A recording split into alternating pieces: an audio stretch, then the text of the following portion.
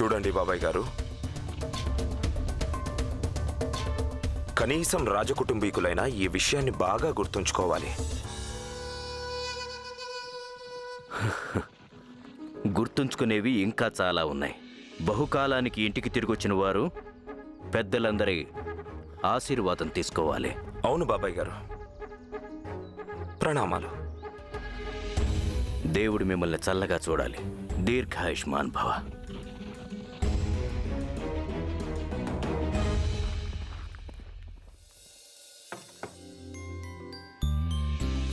పదండి పదండి పదండి, అల్లరి చేయకుండా వెళ్ళి. నీకు 100 ఏళ్ళు తల్లి. ఇప్పుడే నీ గురించి అనుకుంటున్నాను.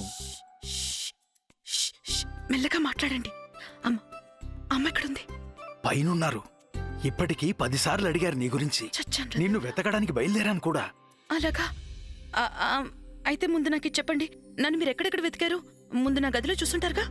ఆహా, మరి డాబా మీద? డాబా మీద కూడా వెతికాను. వరండాలు? వరండాలో కూడా చూశాను బాబు. వీటన్నిటికీ మనకి ఇప్పుడు సమయం లేదు. తాత, మీరు నాకు విషయం చెప్పండి. మీరు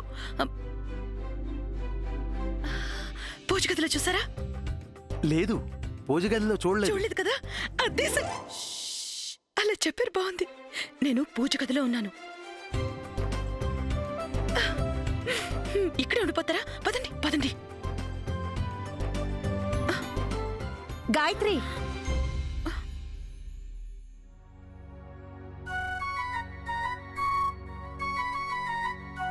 దొరికిపోయాం అమ్మా.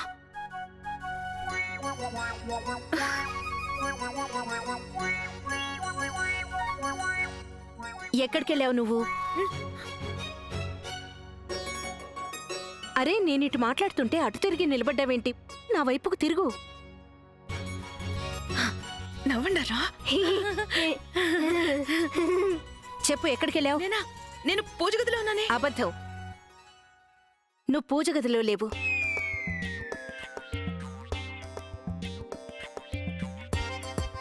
అసలే నాన్న అన్నయ్య వాళ్ళు వ్యాపారం పనుల మీద పక్కూరికెళ్లారు. ఇంట్లో మగవాళ్ళెవరూ లేకుండా ఒంటరిగా ఉన్నాం మనం. ఇవేం పట్టవా నీకు? అటు ఇటు షికార్లు కొడుతున్నా. అసలు ఎప్పుడైనా వచ్చి అడిగావా, అమ్మా ఇంటి పనులేవైనా చేసి పెట్టినా అని? మీ వదినలిద్దరూ నీకోసం వెతుక్కుంటున్నారు. కానీ నువ్వేమో. నీ చేతిలో ఏముంది?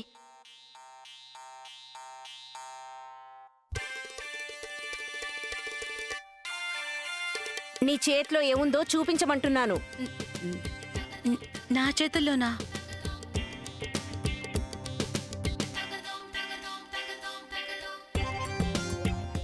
ఆ చేతుల్లో ఏముంటుందమ్మా? ఏవో నా తలరాతకి సంబంధించిన ఏవేవో వంకర టింకర గీతలు. నీ తలరాత అలా వంకర టింకర్గా ఉండకుండా ఉంటే ఈ వయసులో నువ్వు మీ అత్తారింట్లో ఉండేదానివి. ఇలా మీ వదినలకి చాకరీ చేస్తూ ఉండేదానివి కాదు.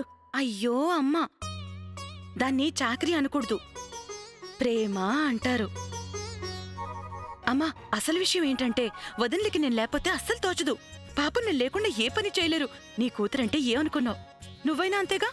నేను లేకపోతే ఉండగలవా? లేదుగా. కూతురు ఎంత గారాల పట్టైనా వాళ్ళమ్మాయి జీవితాంతం తమతోనే ఉండిపోవాలని ఏ తల్లిదండ్రులు కోరుకోరు. అదే కదా నేను మొరపెట్టుకునేదా భగవంతుడితో. ఇంత బంగార బొమ్మలాంటి నా కూతురి తలరాత రాస్తూ ఆయన ఎందుకింత అన్యాయం చేశాడు? మా బంగారు తల్లికి మొగుడుగా ఓ రాజకుమారుడు రావాలని రాయాలి. కానీ నీ జీవితం ఏమో. ఇంకా చాలు, మళ్ళీ మొదలు పెట్టుకు. అక్కా, ఈ గాయత్రి ఇంకా రాలేదేంటి? ఎక్కడికెళ్ళిందో ఏమో. ఎక్కడుంది అసలు ఈ పిల్ల? గాయత్రి, గాయత్రి! చూసావా అమ్మా, నీ కూతురి పేరు మారు మోగిపోతోంది. ఒకవేళ నేను ఇప్పుడు వెళ్ళలేదనుకో, ఇద్దరు వదిళ్ళు బెంగ పెట్టేసుకుంటారు. నేను వెళ్తాను. వస్తున్నాను వదినా. ఇలాగేనా ఇస్త్రీ చేసేది? చూడు, ఎక్కడ ముడతలు అక్కడే అలాగే ఉన్నాయి. ఇలాంటి చీర కట్టుకొని నేను రాడా గారి స్వాగతానికి వెళ్ళనా? చెప్పవే. ఏమైంది? ఎందుకు కోపడుతున్నారు తనని? లేకపోతే ఏం చేయమంటావు? చెప్పు, ఏం చేయమంటావు? చీర ఇస్త్రీ చేయమని నేను నీకు చెప్పానా లేదా? నువ్వు పొద్దున్నే ఏటో మాయమయ్యావు. అందుకే ఈ దద్దమ్మకి చెప్పాను. చూడు ఎలా తగలబెట్టిందో. నువ్వు వచ్చేసావుగా, త్వరగా నాకు చీర ఇస్త్రీ చేసేవు.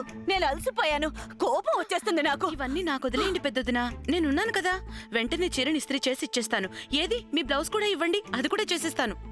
అక్క అక్క చూడక్క, నా జుట్టు ఇప్పటికే ఇంకా. అరే గాయత్రి వచ్చేసింది. నీకు గుర్తుందా, పోయినసారి నువ్వు వేసిన జడ ఎంత బాగుందో. నాకు అలా ఎప్పటికీ రాదు. మీరేం కంగారు పడకండి చిన్నదినా. ఇదిగో పెద్దదిన చీర చిటికలో ఇస్త్రీ చేసేసి మీకెలాంటి జడ వేస్తానంటే మన వీధి మొత్తంలో మీరే కొట్టచ్చినట్టు కనిపిస్తారు. నా ఇషు కూడా పోసుకుని చల్లగా ఉండు నా ముద్దుల గాయత్రి. నీకు విషయం చెప్పనా, ఈ ఇంటికి వచ్చిన తర్వాత ఆడపడుచు రూపంలో ఉన్న చిన్న చెల్లెలు దొరికింది తెలుసా. నీకు వదిలంటే భలే ప్రేమ కదూ. అందుకే మా ఇద్దరికి నువ్వు లేకపోతే కాళ్ళు చేతులు ఆడవనుకో. నాకైతే నువ్వు ఎప్పటికీ మాతోనే ఉండిపోతే బాగుండనిపిస్తుంది.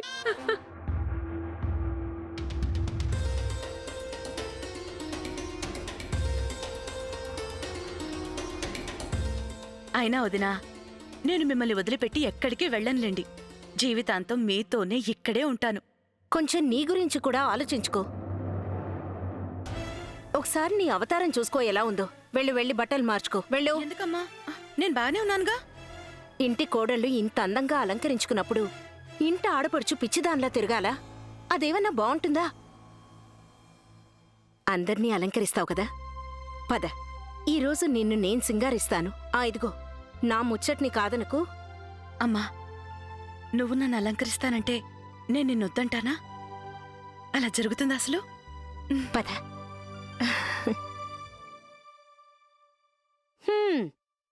నువ్వు నన్ను అలంకరిస్తానంటే నిన్ను నేను వద్దంటానా? అలా జరుగుతుందా అసలు? ఆ మాటలు ఎలా ఉన్నాయో తెలుసా? ఆవిడలా సింగారించుకుంటే రాణా గారు వచ్చి వరించేస్తారనుకుంటుంది. నేనొక మాట చెప్తున్నా, రాసి పెట్టుకో చెల్లి. దీనికి జీవితంలో పెళ్లి కాదు, ఈ కుంపటి మన నెత్తి మీద నుంచి దిగదు. జీవితాంతం మనం దీని భారం మోసి తీరాల్సిందేనమ్మా. మనం అంతగా ఆలోచించి ప్రయోజనం ఉందక్క. జీవితాంతం భరించాలని రాసి పెట్టుంటే అదేదో ఆనందంగానే భరిద్దాం. మీరిలా ఏం ఆలోచించకండి అక్క. ఒకవేళ గాయత్రి ఇక్కడే ఉంటే మన ఇంట్లో పనులన్నీ తనే చేస్తూ ఉంటుంది. అత్తవారింటి నుంచి రాలేదు కదా మనకు సేవలు చేయడానికి.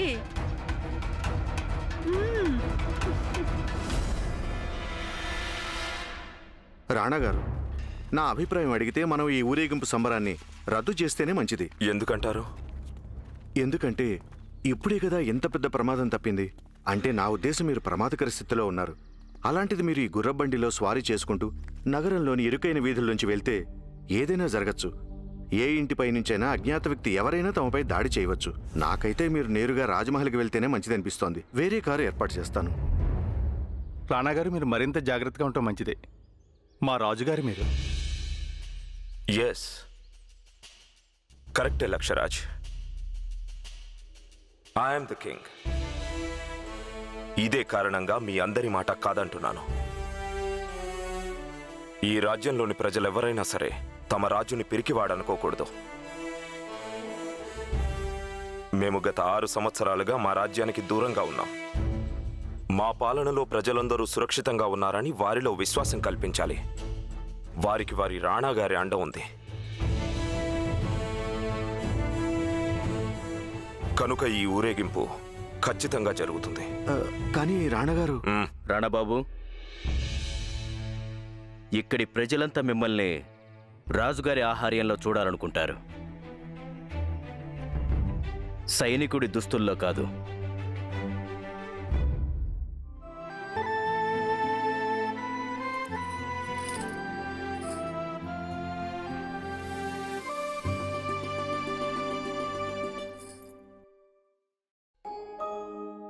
ఏంటమ్మా ఇది? నువ్వే స్వయంగా అలంకరించావు, మళ్ళీ నువ్వే ఏడుస్తావేంటి? నువ్విలాగే ఏడుస్తూ కూర్చుంటే నేను ఇవన్నీ తీసేస్తాను. నాకు అలంకారాలు అరే రే, లేదు తీయకమ్మా. ఎంత అందంగా ఉన్నావో తెలుసా? అచ్చం ఒక రాజకుమారిలాగా. ఎలాంటి రాకుమారంటే చూసేవాళ్ళకి కన్నీళ్ళొచ్చేస్తాయి కదా. తన బిడ్డని పెళ్లి కూతురుగా చూసుకోవాలన్న ఆశ అందరు తల్లులకే ఉంటుంది. ఒకవేళ ఆ ఆశ నెరవేరకపోతే ఖచ్చితంగా కన్నీళ్లు వస్తాయిగా తల్లి. ఏమిటో నా ప్రారంభం. ఆ అమ్మవారు నాకు ఆ ఆనందాన్ని ఇంకా ఎందుకనివ్వలేదో. ఎందుకంటే నేనిక్కడే నీతో నాన్నతో ఎప్పటికీ ఉండిపోవాలని అమ్మవారు కోరుకుంటుంది.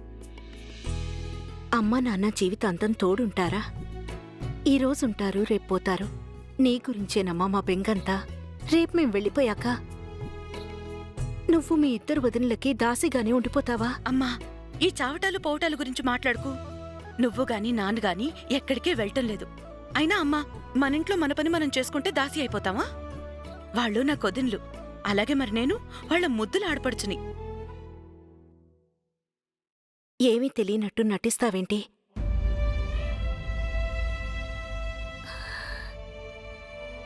మరి నేను నా కళ్ళని ఎలా మోసం చేసుకోగలను? మొత్తం నా ముందే జరుగుతోంది కదా. పెద్ద వదిన చీవాట్లు వింటున్నాను. ఇక చిన్నావిడ కళ్ళబొల్లి మాటలు. అత్తయ్య మామయ్య అన్న గౌరవం కూడా అమ్మా! లేకుండా అవన్నీ ఇప్పుడు ఎందుకమ్మా? అనవసరంగా ఎక్కువ ఆలోచించి నీ మనసెందుకు పాడు చేసుకుంటావు? అదీగాకిప్పుడు రాణాగారు ఊరేగింపు వచ్చే సమయం అయింది. పద పద. గాయత్రి, త్వరగా రండి రండి. పదండి పదండి. అమ్మా త్వరగా రా.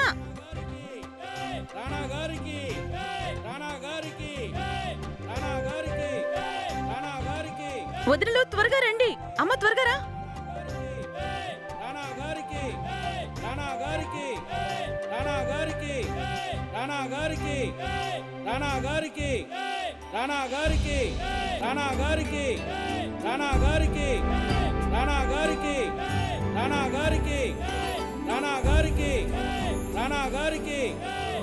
అయ్యో ఇదేంటి? నాకు ఆ చెట్టు అడ్డొస్తోంది. మన రాణాగారి ముఖమే కనిపించట్లేదు.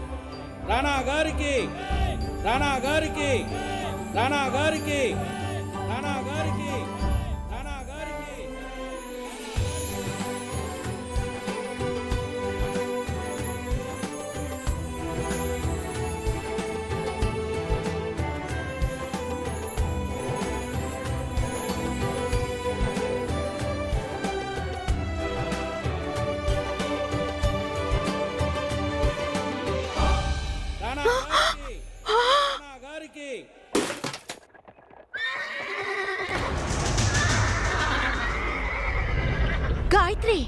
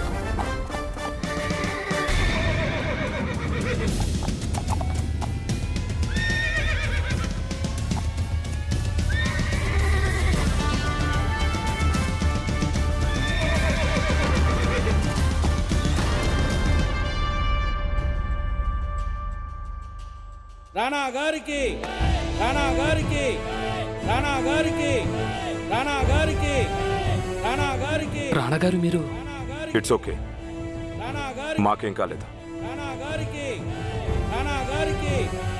సిపాయిలు, మీరు వెళ్ళి పూల కుండీని ఎవరు పడేశారో తెలుసుకోండి.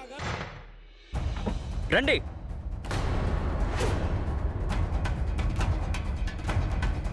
వెతకండి, ఈ బంగ్లా మొత్తం వెతకండి. వెంటనే తెలుసుకోండి ఆ కుండీని పడేసింది ఎవరో. రాణాగారి సిపాయిలు ఇంట్లోకి చొరబడ్డారు. మన పరిస్థితి ఏమవుతుందో? ఏమవుతుందమ్మా? నేను చెప్పేస్తాగా పొరపాటున పడిపోయిందని. అక్కర్లేదు. పరుగల ఇంటి పిల్లలు సిపాయిలతో ఇలా వాదనలు మరి పెట్టుకోరు. సిపాయిలు మాత్రం పరుగుల వాళ్ళ ఇంట్లోకి ఇలా చొరబడచ్చు. గాయత్రి, నేను చెప్తున్నానుగా వద్దని. ఇదంతా గాయత్రి వల్లే జరిగింది. అవును, ఇప్పటికే రాణాగారి మీద పూలకుండి పడేసి నెత్తిన సమస్య తెచ్చిపెట్టింది. అమ్మా తల్లి, మాకింక ఎలాంటి గొడవలు అవసరం వెతకండి. ఆగండి బాబు, మిమ్మల్ని వేడుకుంటున్నాను, దయచేసి ఆగండి. సేటు గారు ఇంట్లో లేరు. ఇంట్లో కేవలం ఆడవారే ఉన్నారు. చూడండి, సిపాయిలు ఇంటి మీదకి వచ్చారని ఊళ్ళో అందరికీ తెలిస్తే ఇంటి పరువు పోతుంది. ఇదంతా మేడ మీద నుంచి కుండీ పడేయక ముందు ఆలోచించాలి. సేటుగారు ఎన్నో ఏళ్లుగా రాణవారికి విశ్వాసపాత్రులు. వారింటిని సోదా చేస్తారా మీరు? విశ్వాసపాత్రులన్న మాట ఎవరి నుదుటి మీద రాసుండదు. మాకు బాగా తెలుసు ఆ కుండి ఈ ఇంటి మేడ మీద నుంచి కిందకి పడిందని. విశ్వాసపాత్రులన్న మాట మీ నుదుటి మీద కూడా రాసి పెట్టలేదు సిపాయి గారు. అందుకే ఎదుటి వాళ్ళని ఇలా వేలెత్తి చూపిస్తున్నారు. మీకు తెలుసా మీరు ఎవరితో మాట్లాడుతున్నారో? ముందు నోరు బయటకు వచ్చి మూసుకోవే. మాట్లాడండి. ఎందుకు రెట్టిస్తున్నావు? రండి. ఒక్క అంగుళం కూడా వదలకుండా వెతకండి.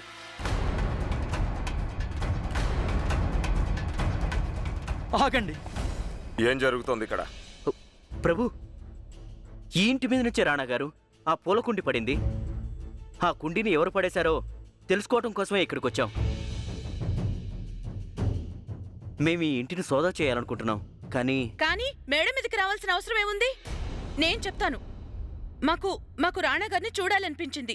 అందుకే మేమంతా డాబా మీదకి వెళ్ళాం. పెట్టుకోడు మీద కుండీ పెట్టుంది. పొరపాటున చెయ్యి తగిలి కింద పడిపోయింది. అనుకోకుండా జరిగింది ఇదంతా. అది నిజమని మేమెలా నమ్మాలి? మేమలా నమ్మలేం. నమ్మండి, నమ్మకపోండి, అది మీ ఇష్టం. అయినా మీరేంటి? రాణా గారు ఏమైనా ఇక్కడికి వస్తారా నిజానిజాలు విని తీర్పు చెప్పడానికి? ఒక్కసారి మేడ మీదకి వెళ్ళి చూస్తామంటే మీకు అభ్యంతరం ఏంటి? ఎందుకంటే మీరు మేడ మీదకి వెళ్ళాలంటే మా ముందు నుంచే వెళ్ళాలి. అయినా గోవింద్ దాస్ గారి బంగ్లా అంతఃపురంలోకి సిపాయిలు చొరబడ్డం ఏంటి? మేము దానికి ఒప్పుకోవడం లేదు. రాణా గారి సైన్యాన్ని అడ్డుకోవటమా? అంత ధైర్యం ఎవరికీ ఉండదు.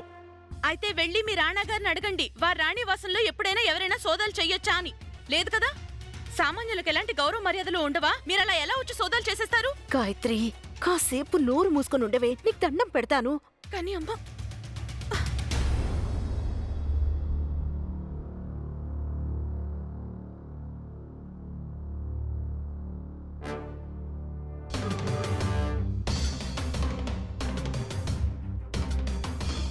ఇరువైపుల వాదనలు విన్న తర్వాత మేము ఆజ్ఞాపిస్తున్నాం, ఇక్కడ సోదాలు జరపకండి. అమ్మవారు కాపాడింది. శతకోటి ప్రణామాలు తల్లి.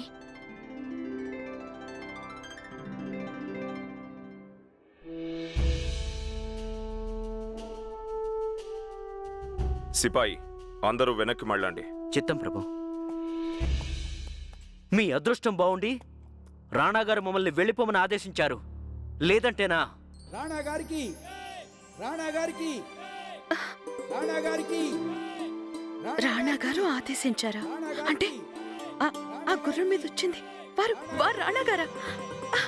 రాణా గారికి రాణా గారికి రాణా గారికి రాణా గారికి రాణా గారికి రాణా గారికి రాణా గారికి రాణా గారికి రాణా గారికి రాణా గారికి రాణా గారికి రాణా గారికి రాణా గారికి రాణా గారికి రాణా గారికి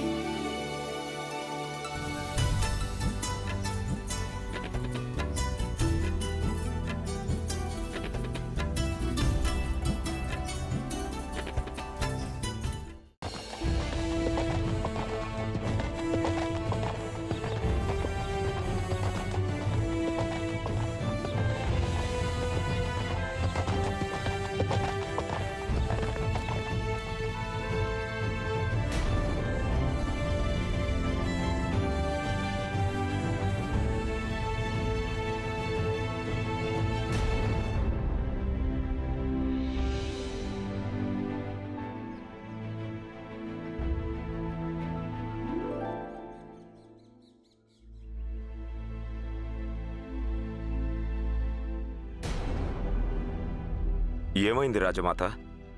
మేము తిరిగి వచ్చినందుకు మీకు ఆనందంగా లేదా? బగ్గీలో రాకుండా గుర్రం ఎక్కొచ్చారెందుకు?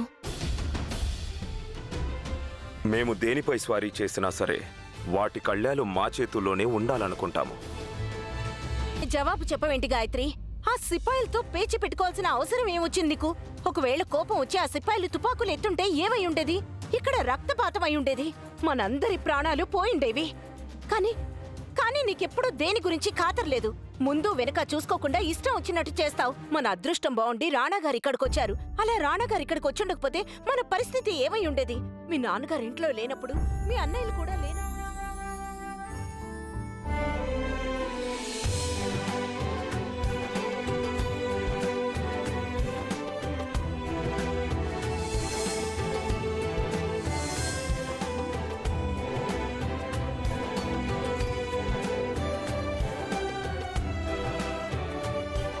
బొమ్మలా నిలబడ్డావే? అడిగితే జవాబు చెప్పవే. అవును, నువ్వు చేసిన పనికి బాధపడ్డం పోయి ఆ ముసిముసి నవ్వులేంటి? పెద్ద నిర్వాకం చేశాననుకుంటున్నావా? హా? ఆడపిల్లవైనప్పటికీ మీ నాన్నగారు నీకింత స్వతంత్రం ఇచ్చారు. ఆయన ప్రేమను అలుసుగా తీసుకో గాయత్రి. ఆయనకి తలవంపులు తీసుకురాకు, అర్థమైందా? అది సరే, పొద్దున్నెక్కడికెళ్ళావు నువ్వు? ఇంట్లో ఎక్కడా లేవే? మీ అమ్మాయి ఎక్కడికెళ్ళొచ్చిందో నేను చెప్తానత్తయ్యా.